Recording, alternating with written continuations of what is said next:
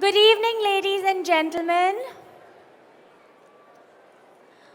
Good evening and a very warm welcome to Jamnagar. Hello, everyone. If we can just pause for a second. And may I please request all our esteemed guests to come up front.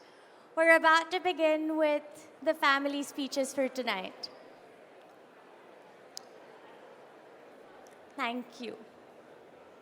Ladies and gentlemen, today marks a joyous occasion as we gather to celebrate the union of my beloved brother Anant and his bride-to-be Radhika. I must take a moment to express our deepest gratitude to the incredibly talented Shivani, whose beautiful voice has added an extra layer of magic today. Thank you, Shivani.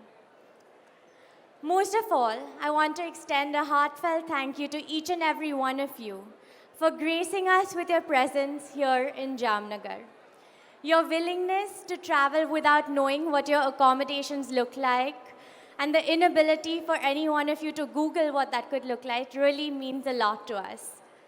Thank you for trusting us and thank you for being here to celebrate with us. We're so thrilled to have you in our special place.